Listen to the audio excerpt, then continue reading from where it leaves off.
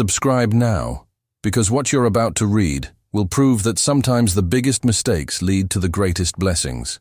A nervous job applicant walks into the wrong conference room and accidentally interrupts the CEO of the entire company. But instead of firing her on the spot, he's intrigued by her honesty and fresh perspective. What starts as the most embarrassing moment of her professional life becomes a journey that will take her from entry-level candidate to company director, from stranger to soulmate, and from fear to a future beyond her wildest dreams. This story has career success, social impact, romance, and an ending so perfect you'll believe that fate has impeccable timing. Don't miss a single word of this incredible transformation. Caroline Barrett nervously adjusted the collar of her white blouse while standing in front of an impressive skyscraper in downtown Chicago. The Skylight Building, one of the newest skyscrapers in the city, reflected the morning sun in its glass surfaces, making Caroline squint. 36 floors of glass and steel towered over her, reminding her how small a part she was of this great city. "This is just a job interview. You can do this," she whispered to herself, tightening her grip on her briefcase full of documents. Caroline was 27 years old and had just finished her postgraduate studies in management. After 4 years working at a small family business, she'd decided to take a risk and try her strength at a large corporation. Barrett Group was one of the largest development companies in America, and the position of assistant in the marketing department was exactly what she'd been looking for. She entered the spacious lobby, where an elegant receptionist greeted her with a professional smile. "Good morning. I have an appointment for a job interview in the marketing department. Caroline Barrett," she said, trying to make her voice sound confident. The receptionist checked something on her computer and nodded. "I see it here. 10th floor, Hudson Conference Room. Please take this visitor ID and use the elevators on the right." Caroline thanked her, pinned the ID badge on her blouse, and headed toward the elevators. On the way to the 10th floor, she tried to calm the butterflies jumping in her stomach.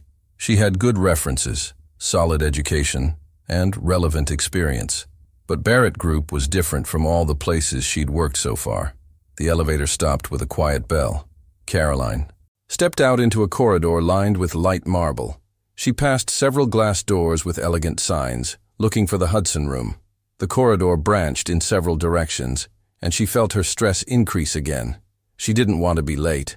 After a moment, she noticed a door with the Hudson sign and breathed a sigh of relief. She knocked gently, and when no one answered, she pressed the handle and entered. The conference room was spacious, with a long table in the middle. A tall man in a perfectly cut charcoal suit stood by the window with his back turned, talking on the phone. He didn't notice her entrance. "Yes, I know it's urgent," he spoke with a firm voice. "But we won't change the strategy at the last minute just because the competition made a move. We'll stick to the plan." Caroline froze in place, not knowing whether she should speak up or wait until the man finished his conversation. She decided to sit quietly at the table and wait. She took out documents from her briefcase and placed them in front of her, trying not to listen to the conversation, though fragments reached her anyway. "The Chicago investment must remain priority. We've been waiting for these permits for 2 months. If necessary, I'll personally go to City Hall myself." The man sighed. "Okay, see you at the afternoon meeting." He ended the conversation and turned around. Only then did he notice Caroline, and his stern face showed surprise.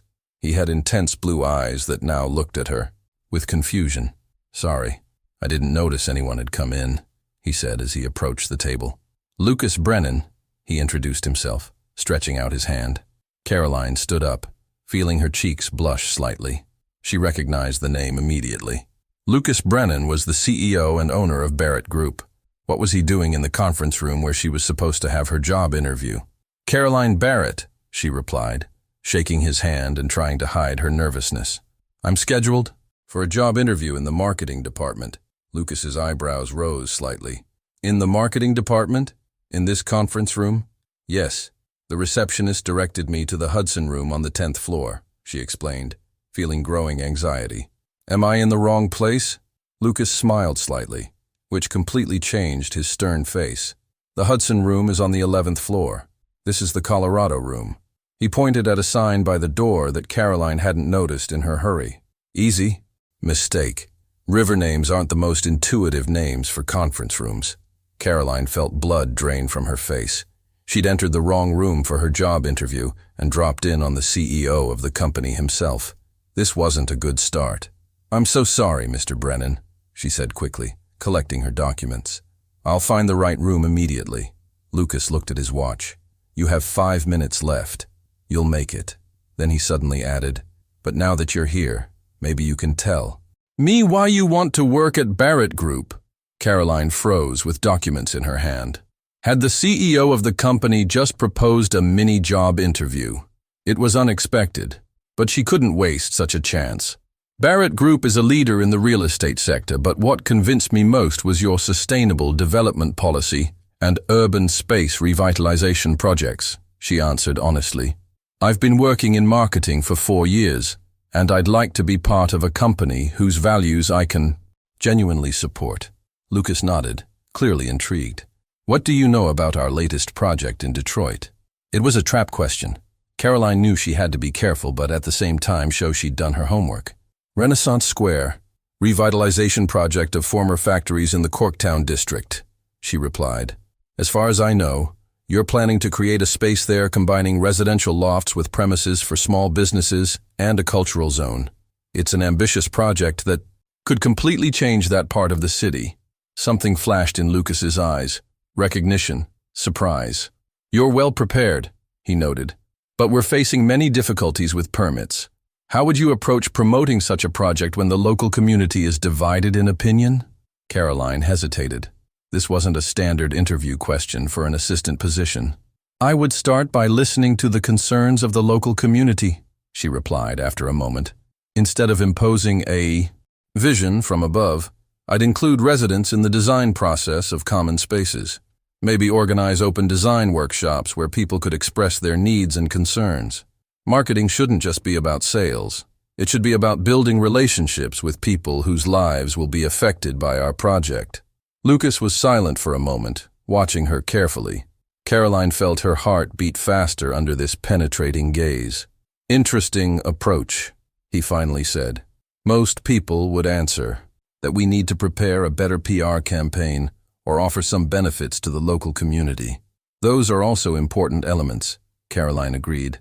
"But people sense when they're being treated instrumentally. Authenticity is crucial, especially in projects that influence everyday life so much." Lucas smiled more widely this time. "You're right, Ms. Barrett, and I'm afraid I've just delayed you from your actual job interview." He looked at his watch. "It's time." Caroline looked at her phone and saw that 5 minutes had indeed passed. She felt a sudden surge of panic. "Thank you for your time, Mr. Brennan," she said as she headed for the door. "Sorry again for the mistake." "There's nothing to apologize for," Lucas replied, following her with his eyes. "Good luck with your interview." Caroline quickly found the elevator and went up to the 11th floor. The Hudson room was exactly where it should be. She knocked, took a deep breath, and went inside where 2 women from the HR department were waiting. The conversation went surprisingly well. Caroline answered questions with a confidence she couldn't define the source of. Maybe the short exchange with the CEO himself had given her courage. When she left the building an hour later, she felt she had a real chance at the job.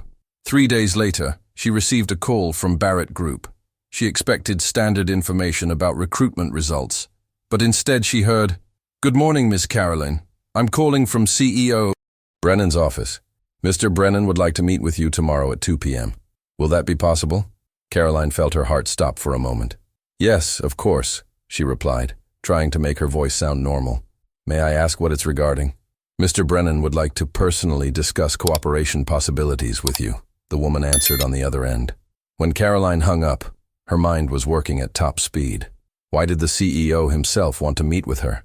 Had that short conversation in the wrong conference room made such an impression on him? Or maybe something on her resume had caught his attention. She didn't know yet that this chance meeting was the beginning of something that would change her life. The mistake in choosing the conference room was supposed to lead her not only to a new job, but also to a completely new chapter in her life. A chapter in which Lucas Brennan, the mysterious CEO with intensely blue eyes, would play the main role. The next day, Caroline Sayuhall stood in front of the mirror in her small Chicago apartment in Logan Square, already trying on her 5th outfit. A meeting with the CEO of Barrett Group wasn't something she'd prepared for. She finally decided on an elegant navy blue knee-length dress, delicate makeup, and hair tied in a neat bun. Professional, but not too formal. The Skylight building seemed even more intimidating than during her first visit. This time, the receptionist immediately recognized her. "Good morning, Ms. Barrett. Mr. Brennan is waiting for you in his office on the 20th floor," he said, handing her a special ID. The elevator took her up, and Caroline tried to calm her nerves. What could the CEO himself want from her? After all, she'd applied for an assistant position in marketing, not some high management position. The elevator doors opened directly to a spacious reception area. An elegant, middle-aged woman greeted her with a smile. "Ms. Caroline Barrett, please follow me. Mr. Brennan is already waiting." The CEO's office was spacious, with panoramic windows offering a spectacular view of the Chicago skyline. The walls were decorated with minimalist paintings, and on one wall hung a large map of the United States with selected company projects marked. Lucas Brennan was standing by the window, just like during their first meeting, but this time he immediately turned around when she entered.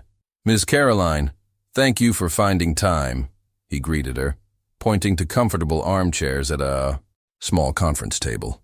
"Thank you for the invitation, Mr. Brennan," she responded, taking a seat. Lucas sat across from her, placing a folder of documents on the table.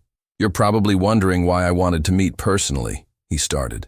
Caroline nodded, trying not to show how nervous she was. "After our short conversation in the conference room, I was intrigued by your approach to marketing and community relations," he continued. "I checked your resume and references. Impressive. Achievements despite your young age and working at a small company." "Thank you," Caroline replied, feeling her cheeks heat up slightly from the unexpected praise. Lucas opened the folder and took out several documents. "Our conversation coincided with a certain problem we're having in Detroit. You mentioned our Renaissance Square project."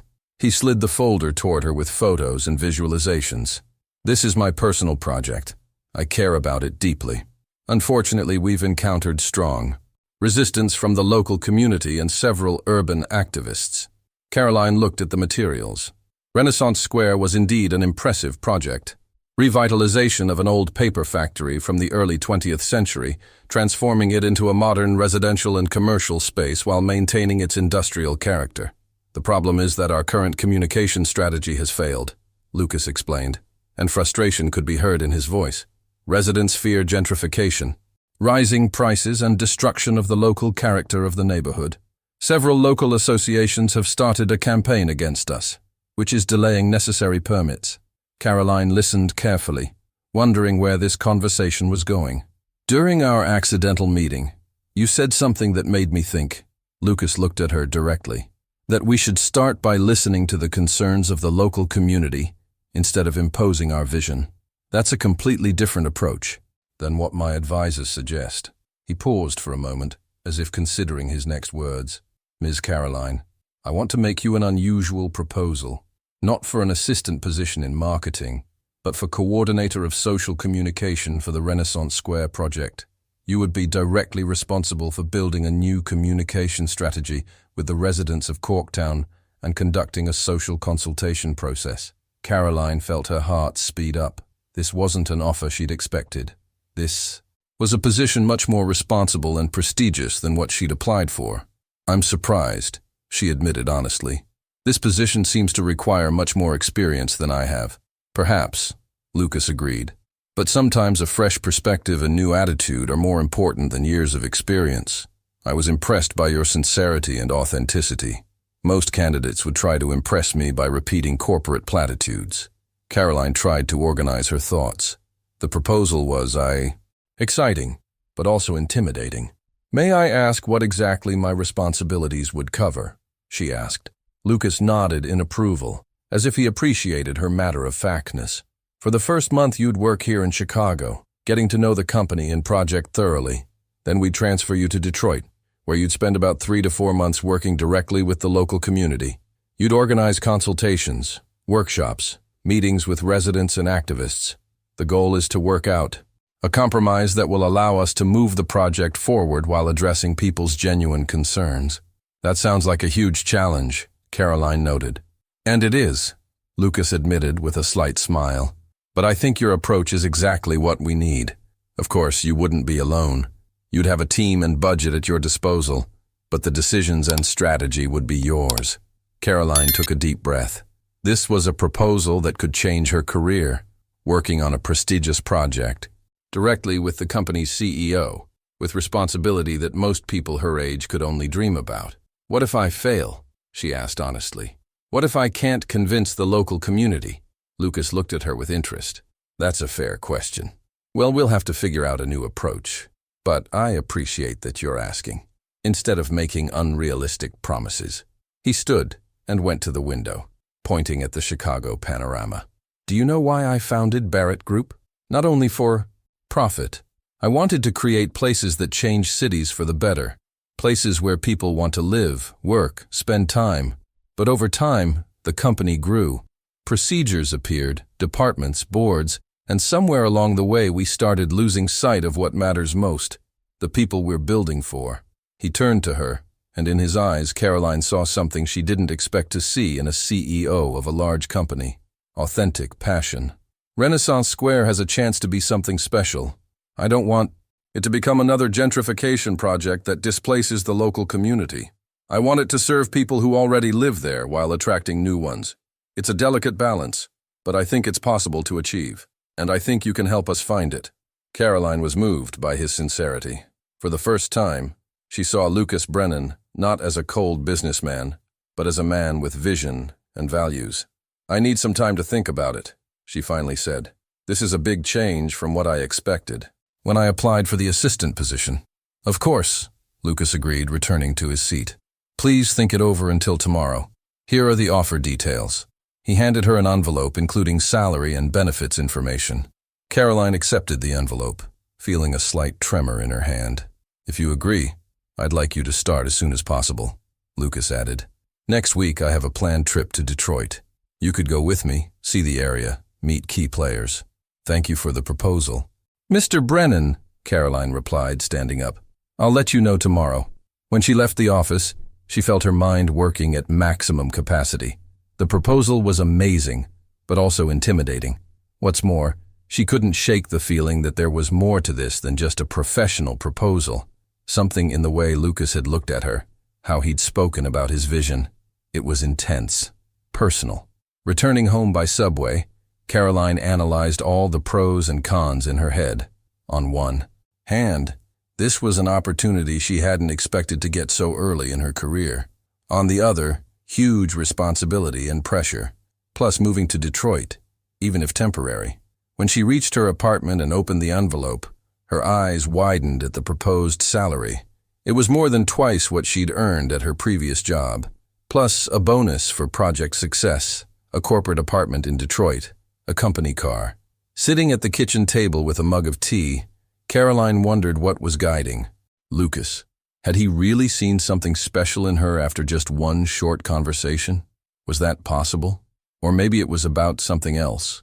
The memory of his intense blue eyes when he'd talked about his vision for the project made her feel a strange warmth. Lucas Brennan was undoubtedly an attractive man, but he was also her potential boss, and a boss from a completely different league. Rich, influential, running a company worth millions. Caroline shook her head, banishing these thoughts. She had to make this decision based on professional grounds, not on a strange, unexpected attraction she felt toward Lucas Brennan. She reached for her phone and dialed her best friend Maggie's number. "You won't believe what happened to me today," she started when Maggie answered. And in a luxurious apartment on the top floor of the same skyscraper where Barrett Group headquarters were located, Lucas Brennan stood by the window looking at nighttime Chicago. He held a glass of whiskey in his hand, and in his head he still had the image of Caroline Barrett, her honest answers, intelligent eyes, authentic interest in the project. She was different from the women he usually met. She wasn't impressed by his position or wealth. She saw him as a person, not just a CEO, and that was refreshing. Would she take the risk and accept his offer? He hoped so, not only for the good of the Detroit project, but also because he wanted to get to know her better. He really wanted to. Continuing in next response due to length. Story approximately 45% complete. Remaining sections include Caroline accepting and moving to Detroit, working with community resistance, developing relationship with Lucas, project transformation, proposal scene, epilogue with pregnancy announcement, and engagement celebration. The morning sun reflected in Detroit's historic building windows when the black SUV with the Barrett Group logo stopped in front of a beautifully restored brownstone in the heart of Corktown. Caroline got out of the car, breathing in the cool autumn air. It had been a week since her meeting with Lucas Brennan, and 4 days since she'd decided to accept his proposal. "This is where you'll live during your stay in Detroit," the driver said, pulling her suitcases from the trunk. "Mr. Brennan asked me to tell you he'll meet you at 4 p.m. at the Renaissance Square office." Caroline thanked him and entered the building. Her corporate apartment was on the second floor, spacious, freshly renovated, with a view of charming cobblestone streets. In the living room, a bouquet of fresh flowers was waiting for her, along with a card. "Welcome to Detroit. I hope the apartment meets your expectations. At 4 p.m., we'll show you our project. Please wear comfortable shoes. Construction sites can be demanding. LB." Caroline smiled, setting down the card, direct and specific. That was Lucas Brennan. Over the last 4 days, she'd already gotten used to his working style a bit. He was demanding but always appreciated good ideas and honest opinions. He didn't waste time on unnecessary formalities and always went straight to the point. After unpacking her suitcases and taking a short rest, Caroline changed into jeans, a comfortable sweater, and athletic shoes as suggested. At 3:30 p.m., she left the apartment, wanting to have time to find the project office. Renaissance Square was located in the Corktown district, once an industrial part of Detroit that was slowly becoming a fashionable location. The temporary project offices were set up in shipping containers at the edge of the construction site. When Caroline arrived, she found Lucas already there, talking with several people over spread-out plans. "Ms. Caroline," he greeted her as soon as he noticed her. "Great, you're here. Let me introduce you to the team." She met one by one, the construction manager, 2 architects, and a young woman responsible for contacts with local authorities. Everyone looked at her with a mixture of curiosity and reserve. A new person sent directly by the CEO could evoke different emotions. "Ms. Caroline Barrett will be responsible for the new social communication strategy for our project," Lucas explained. "She has my full trust and support. Please treat her requests and suggestions as priority." After a short meeting, Lucas suggested Caroline take a walk around the project area. "You'll understand the challenges best by seeing everything with your own eyes," he said, leading her toward the historic factory buildings. The site was impressive. Several acres of brick buildings from a former paper factory dating to the early 20th century. Some structures were already secured and prepared for renovation. Others were waiting their turn. "This will be the heart of the project." Lucas pointed to the largest building with characteristic arched windows. "We're planning cultural space here, restaurants, small service venues, residential lofts on upper floors, and a community garden on the roof." Caroline listened carefully while taking photos on her phone and writing down details in the small notebook she always carried. "What about these smaller buildings?" she asked, pointing to a row of lower structures. "There will be workshops for artists, co-working spaces, small offices," Lucas explained. "We want to create an ecosystem where people can live, work, and spend free time in one place. Sustainable development in practice." His eyes sparkled when he talked about the project. Caroline saw genuine passion in him, something rare among CEOs of large corporations. This project really meant a lot to him. "It sounds amazing," she admitted honestly. "But I also understand the concerns of the local community. Projects like this often lead to rising prices in the area and displacing existing residents." Lucas nodded. "Exactly. And that's why you're here. We have to find a way to ensure development doesn't mean gentrification, that the new doesn't replace the old but complements it." As they continued walking, Lucas pointed to a group of people standing at the site gate. "And here are our biggest critics," he said quietly. "Corktown Residents Association. They've been protesting against the project for months." Caroline looked at the group, dozens of people of different ages, some with hand-painted banners reading, "Stop gentrification. Our neighborhood is not for sale. I want to talk to them," she decided immediately. Lucas looked at her with surprise. "Right now, they're rather hostile." "That's why," Caroline replied. "Better to start right away. Show that we genuinely want to listen to them." Lucas hesitated, but after a moment he nodded. Okay, but I'll go with you. With all due respect, Mr. Brennan, that's not a good idea, Caroline said firmly.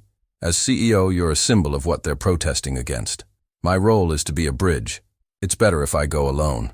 Lucas looked at her for a moment as if considering her words, then smiled slightly.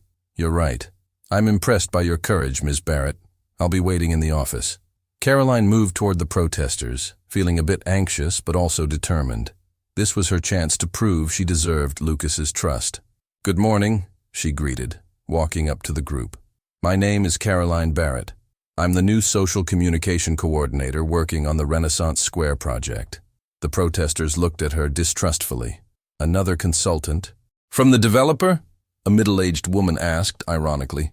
You came to convince us this project will be great for the neighborhood? Caroline shook her head. No, I came to hear why you think this project is bad for the neighborhood. To really listen, without pre-prepared responses and corporate platitudes. This surprised the protesters. The woman who'd spoken first introduced herself as Maria Kowalski, chairwoman of the association. If you really want to talk, please visit our headquarters. We have a meeting in an hour. You can come and hear what real residents have to say, not just investors and architects. Caroline agreed without hesitation. She returned to the office to inform Lucas about the change of plans. I'm going to the Residents Association meeting, she announced. It's a good opportunity to understand their arguments. Lucas looked surprised by her initiative, but also intrigued. Okay, but please remember, you represent the company. We can't promise things we can't keep. Of course, Caroline assured him. For now, I'm just going to listen, not make promises. An hour later, she was sitting in a small space on Roosevelt Street that served as the association's headquarters. The room was filled with about 30 people, elderly district residents, young activists, local business owners. The atmosphere was tense, but when Maria introduced Caroline, people started speaking. She listened carefully, taking notes on each argument, every concern. The residents feared rising rents, displacement of local shops by expensive boutiques and cafes, loss of the neighborhood's local identity. Small business owners worried they wouldn't be able to compete with new luxury premises. Elderly people feared they'd have to leave apartments they'd lived in for decades. We're not against change, an elderly lady said at one point. We understand these old factory buildings need new life, but we want to be sure we'll be part of that future too, not just obstacles to be removed. These words hit Caroline hard. There was so much truth in them, and genuine fear. After almost 3 hours of conversation, when the meeting came to an end, Maria approached Caroline. You came and really listened. That's already something. But listening is just the beginning. What are you going to do now with everything you heard? Caroline hesitated but decided to be honest. I don't know yet exactly, but I promise your perspective will be included in the project. I can't guarantee. All concerns can be resolved, but I can promise I'll be your voice in talks with investors. Maria watched her for a moment, as if appraising her sincerity. We'll see, she said finally, but I appreciate that you came. When Caroline returned to her temporary accommodation, it was already late. The Detroit streets were illuminated by streetlights, and the few remaining pedestrians hurried home. Her phone vibrated. Message from Lucas. How did the meeting go? Can we talk? I'm at the river. House restaurant near your apartment. Caroline hesitated. It was already evening and she was tired. On the other hand, her head was full of ideas after the meeting with residents, and she wanted to discuss them while they were fresh. She replied, I'll be there in 15 minutes. River House was an elegant restaurant in a historic building. Lucas was waiting at a table in a quiet corner. He wore dark jeans and a navy blue sweater, more relaxed than in the office, but still elegant. When he saw her, he stood and smiled. Thank you for making time, he said, pulling out a chair for her. I already ordered wine. I hope you like reds. Caroline nodded and sat down. This felt more like a personal situation than their previous professional meetings. But she reminded herself this was still business. The meeting was very informative, she started, taking out her notebook. I identified some key resident concerns we need to address. She spent the next hour presenting Lucas with her observations and ideas. He was an attentive listener, asked the right questions, sometimes argued, but always with respect for her opinion. You're right about many things, he admitted finally. I especially like the idea of reserving some premises for local businesses at preferential rates. This could show we care about preserving the neighborhood's character. The waiter brought dinner, and their conversation gradually turned to more personal topics. What prompted you to study management? Lucas asked. I wanted to understand how organizations work and how to make them work better, she answered honestly. I've always been fascinated by the impact companies and institutions have on society. It's huge responsibility, but also a chance to change the world for the better. Lucas listened with genuine interest. And you? Caroline asked. Why real estate? My father was an architect, he replied after a moment. He taught me that buildings aren't just structures, but places that shape human lives. After graduating from college, I knew I wanted to create spaces that have a positive impact on cities and people. When he talked about the beginnings of his company, first projects, problems and successes, Caroline saw more than just a CEO in him. She saw a man with passion and values. He was completely different from the stereotypical rich businessman she'd expected. The evening passed more quickly than she'd anticipated. When she finally looked at her watch, it was almost midnight. I should go now, she said, collecting her things. Tomorrow I have a lot of work ahead. Lucas accompanied her to the restaurant door. Thank you for this evening, he said, and for everything you're doing for the project. I'm glad you decided to accept my proposal. Standing so close to him in the warm lantern light, Caroline felt her heart flutter strangely. There was something in his blue eyes that made it hard to look away. I'm happy too, she replied quietly. For a moment, Lucas seemed to want to say something more, but in the end, he just nodded. Good night, Caroline. Good night, Lucas. Walking through Detroit's night streets to her apartment, Caroline felt strangely moved. This evening had meant more than just a business meeting. Between her and Lucas Brennan, something was beginning to form that she hadn't anticipated when she'd accepted his job offer, and she wasn't sure if she should give in to it or rather maintain professional distance. After all, he was her boss, rich, influential, and as it turned out, much more fascinating than she could have imagined. Continuing in next response. Story approximately 70% complete.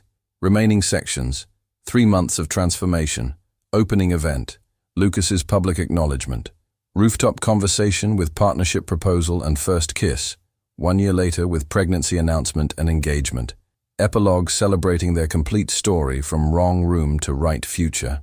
3 months later, Caroline sat on the restored roof of the main factory building, admiring the sunset that painted the Detroit sky in orange and pink. Behind her, final preparations were underway for the evening event, the official opening of Renaissance Square's first phase. Here you are, she heard a familiar voice. Lucas joined her, handing her a mug of hot tea. Nervous before the big event? Caroline smiled, taking the drink. A little, but more excited. It's amazing how much we've achieved in such a short time. She wasn't exaggerating. Under her management, the project had undergone profound revision, taking into account the concerns and needs of the local community. A series of design workshops with residents, social consultations, meetings with local entrepreneurs, all this had led to significant changes in the plan. 20% of apartments were allocated for affordable housing for current neighborhood residents. Local entrepreneurs received priority when renting commercial spaces at preferential rates. Space was also planned for a local cultural center run by the Corktown Residents Association, which had recently been protesting against the entire project. Do you remember that first evening in Detroit? Lucas asked, looking into the distance. When you came back from the residents' meeting and presented me with your ideas for changing the design? Of course, Caroline replied. I was sure you'd reject most of them as too expensive or impractical, and I was impressed by your courage and vision, Lucas added, looking at her. During these 3 months, their relationship had evolved. They'd switched to first names. They'd spent together not only business time, but also evenings, talking about the project, architecture, art, life. Gradually, they'd gotten to know each other better, discovering common passions and values. This project changed us both, Caroline noted. It taught you to listen to the community and showed me that big business doesn't always have to be heartless. Lucas laughed quietly. You're right, but you know what's the strangest thing? He looked straight into her eyes. It all started from a mistake, from you entering the wrong conference room. Caroline smiled at the memory. Sometimes the best things in life begin with mistakes. Their eyes met, and for a moment they stayed like that in silence, feeling the special bond that had grown with every day. "We should go back," Caroline said finally. "Guests will start arriving."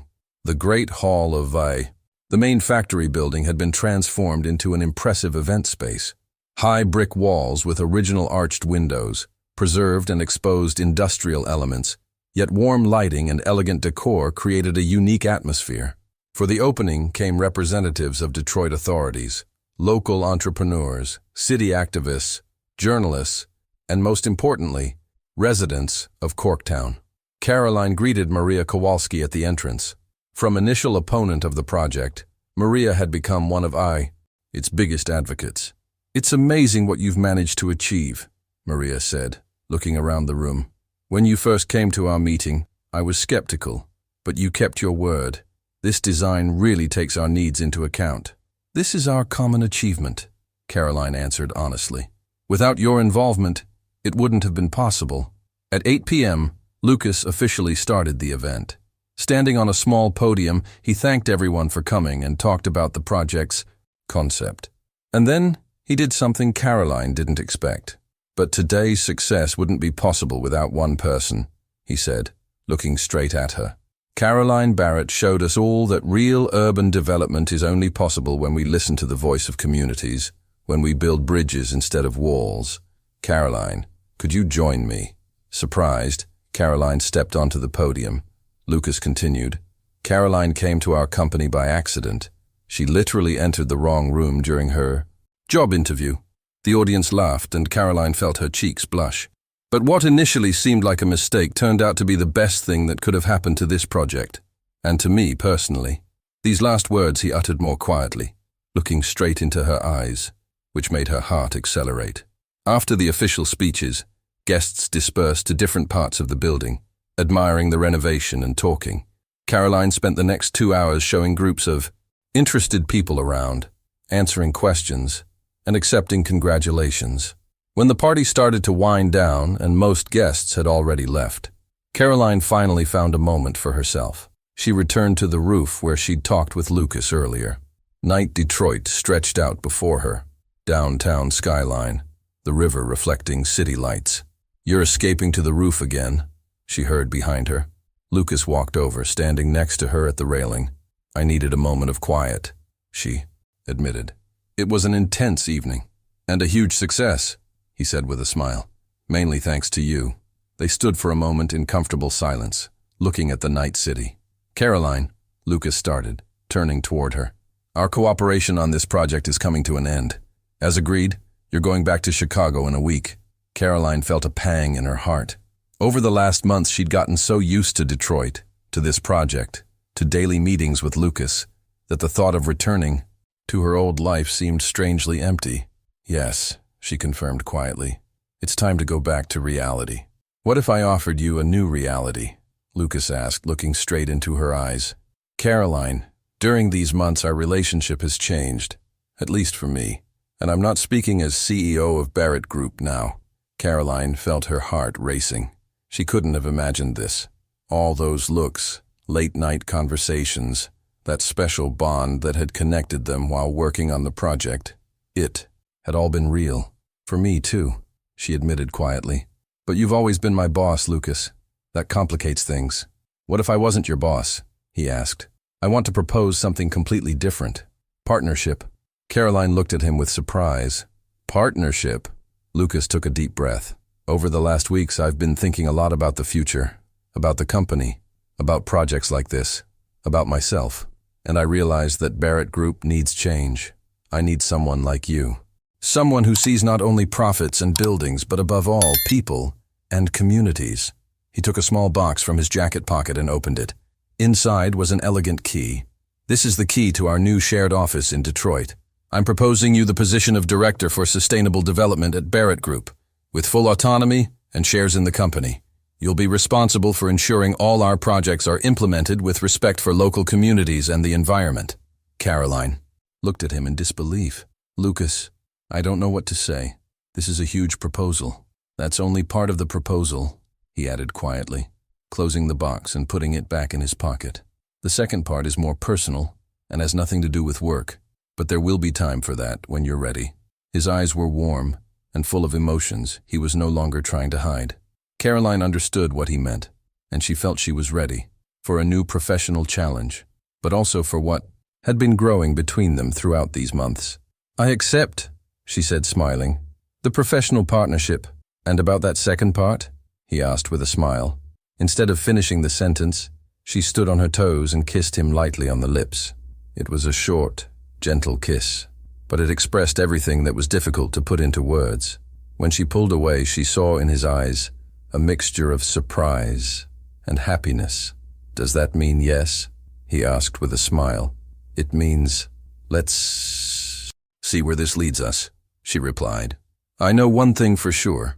What started with a mistake turned out to be the best decision of my life." Lucas put his arm around her, and together they looked at nighttime Detroit. Ahead of them lay a future full of opportunities, professional and personal. Caroline knew many challenges awaited her. Transforming a large corporation into a truly socially responsible company wouldn't be easy. Building a relationship with Lucas, who was not only her professional partner, but also someone becoming closer to her personally, would also require work. But standing there on the restored factory roof that had become a symbol of successful combination of old and new, Caroline felt everything was possible. 1 year later, during the ceremonial opening of Renaissance Square's next phase, Caroline and Lucas stood together on the same roof. This time she had a surprise for him.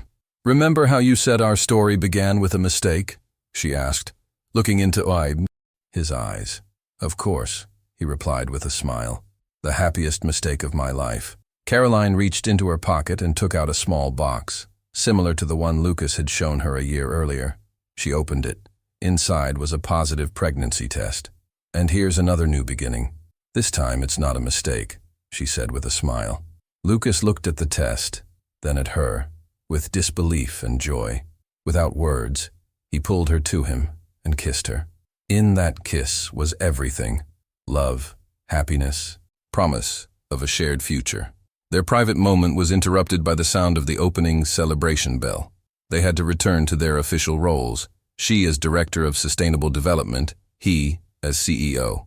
But they knew they were something more now, partners in life and work, and soon parents too. As they descended from the roof holding hands, Caroline thought about that first job interview, about the wrong conference room, about a chance meeting that had changed everything. Sometimes, life works out in ways we never would have planned. And sometimes these unplanned paths lead us exactly where we're supposed to be. Caroline Barrett, once a young marketing specialist who'd entered the wrong room during her job interview, had become a woman who'd changed the face of a large company, breathed new life into neglected urban spaces, and found love in the least expected place. And though the beginning of this story was a mistake, its ending was exactly as it was meant to be. Later, that evening, Lucas officially announced their engagement, and the audience erupted in applause. Caroline knew their personal and professional story was full, complete, and true. A story that started with the words, "I entered the wrong room," and ended with her as the future fiancée of a millionaire CEO, and so much more than that. She'd become a change-maker, a voice for communities, a partner in every sense of the word. She'd found her happy ending, and it all began with one beautiful mistake. If this story inspired you, remember, sometimes the wrong door leads to the right future.